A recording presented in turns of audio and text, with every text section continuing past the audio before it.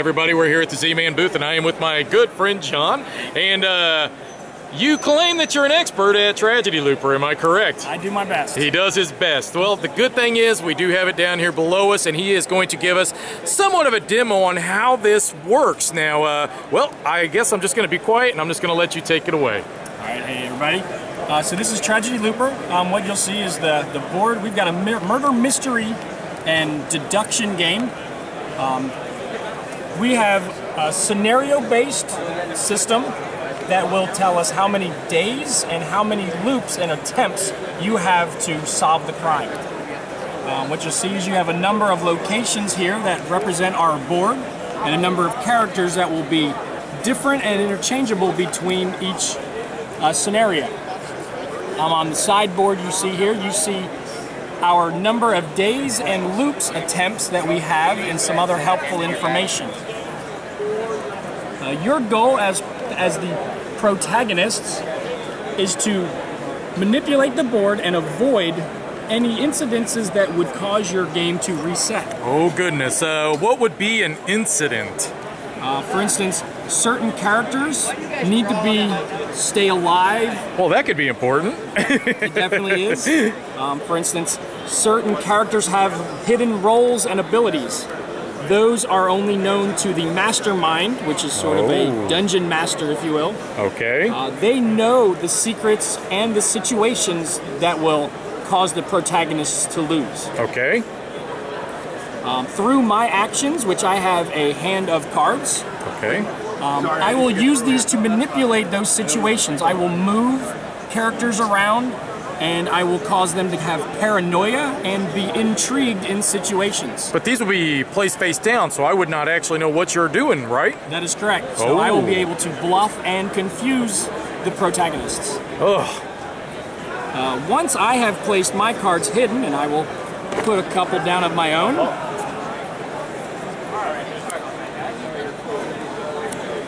And I have the ability to play cards on both one character per card or on the locations themselves. They all will have different effects depending on what card I play. So let me ask you this, would you play your cards first before the protagonist? Absolutely. And so if I see you play a card on a location, maybe then I'm thinking I might want to get people out of that location, right. Possibly?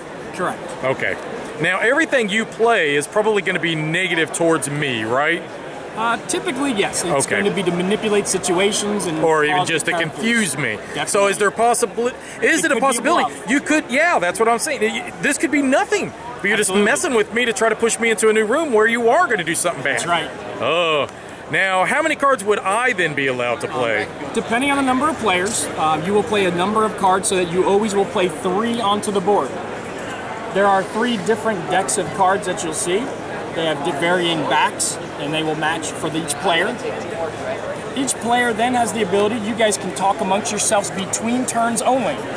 And you would be able to play cards as well on players, and we're going to steal a card from over here, and we'll play cards on those same locations or characters. Okay, and as I play those, I mean, we're not allowed to like just stack all up on one character, are we? No, not at all. You can allow 1 mastermind card and 1 protagonist card per location. Wow, that's going to be difficult. So once we've done all that and we've set up this turn, we're going to just fast forward a little bit and create a situation. We've all played our cards, and then we will reveal them all and see kind of what happens. Quickly flip these over. And you'll see there are a number of different actions. We have movement, paranoia, and we have intrigue. All of them are going to be helpful to create situations to what's called reset your loop. In this situation, we've got a number of tokens. We'll add paranoia to the Shrine Maiden. Here, we'll come over here. We'll move paranoia to the Doctor. And you see this forbidden movement that if somebody had tried to move the Doctor, you could not. We'll take these off. The girl student, well, she decides she wants to go to the hospital, so we'll move her over that way. Again, down here in the school, we've got a couple intrigues, so we'll put them up here on that corner. And you'll see that some of these cards, as this situation has a 1 time per loop, so this is only 1 time use until the game resets on you. Okay. And then here we've got negative paranoia, however the office worker has none, so we'll do nothing. All right, so let's talk about that real quick. Now, what would paranoia and intrigue mean? Paranoia and intrigue, there is a large, if you can start here, we have a large list which tells you all about plots, subplots, roles, and the character abilities. Many of these are telling you what is involved in each game, what hidden roles may appear or may not appear, and what they can do. Paranoia and intrigue are things that will create these situations to happen and perhaps end your game or allow special powers to be used. And these will be different from one scenario to another. So now that we've gone, we have an opportunity, after we've moved all of our cards, the mastermind has a chance to use some of those special abilities. At this moment, I will say pass. I could add paranoia, add intrigue, do different types of things. Once I've passed, and we'll go ahead and fast forward a little bit, we'll put some goodwill on this student. Some of these characters have special powers. If they have goodwill, they can then use them to manipulate their friends in other locations. Okay, and I'd imagine this is the how much they would require for the ability to activate. As long as the boy student has at least 2 goodwill, according to the hearts, he could use this to avoid or remove paranoia from other characters. And how many times could he do it? Up to the amount of goodwill he has on him? He can do that as once per day. The hearts and the goodwill stay there, so he could use it each turn as long as so it's not removed as he does it. Not as he uses it. Excellent. So if the boy student chose to use his ability, he would do so.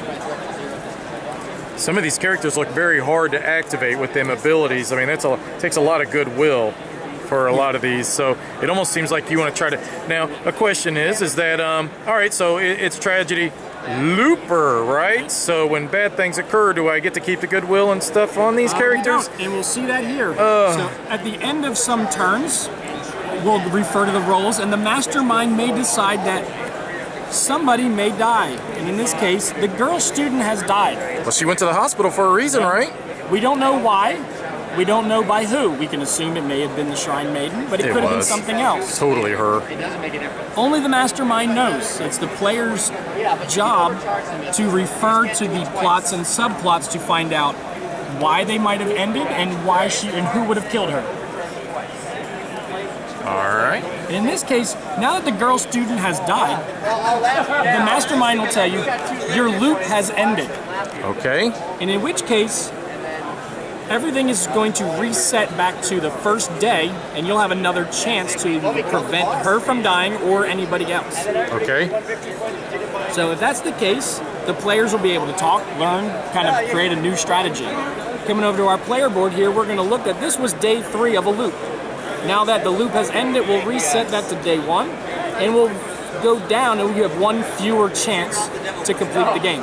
So would it be then, okay, so if I know she went to the hospital, she died in the hospital. So now that we're 100% reset, I mean, maybe I would want to try to keep her from going to the hospital or try to keep her away from this character. Right. Or if you believe it was the maiden had something to do with it or it was the hospital, you would try to keep that situation from happening in the future so that you don't lose the same way. And that's how I would use my cards, basically. But Correct. You could be bluffing all this time, and that could be nothing to do with it, right? Absolutely. I could bluff and allow you to play a card that would make it do what I would like it to do. Oh, that is evil. That is evil. So then once we did reset, all of these markers, and even these 2 would be removed? Everything? All tokens and all movement will be removed as if it was the first day of the game. So it's basically like the puzzle's just reset, and I'm having to, put it together again. But, I've got a little bit more clue, a little bit more information. You have a little bit of information of what you want to avoid. So I need bad things to happen, really. Unfortunately, yes. Yes, and then with these bad things occurring, I start getting a little bit more pieces that I can put together, and hopefully then I'm going to solve it, and then I call you out, right? That's correct. Oh, excellent. All right, and then the game would end once I call you out, or when? The game will end. Each scenario has a number of turns that it requires to finish. If you can successfully complete all those days without being reset, you would automatically win. This game looks delicious. However, if you do fail on all of your attempts, you do have what's called a final guess. Okay. You could try to piece together all of the roles and all the characters, and if you can match the Doctor is a brain or the Shrine Maiden is another character, and you can 100% identify each of those characters, you can also win. Now, is there any scenario where it would be like starting to play out and then new characters are added in each time you loop or anything like that? Or is it would always stick with exactly the same that you began with? Each loop would begin the same as it did. Okay, so there will be no change at all. Okay, I just was kind of curious as if there was any way that you could try to inject something else. Okay, well, we went on to loop 2, so this is now what's going to happen, or anything like that, to make it almost even a bit more confusing, I guess. Now, day 1 will be day 1, and the events that happen on day 2 will always be there on day 2. Well, that is fantastic. You did a wonderful job on explaining this game, and I really appreciate your time. Thank you very much. Thank you. Griffin Gaming, from new releases to pre-orders. Griffin Gaming. Enter in promo code GreyElephant for 5% off your order.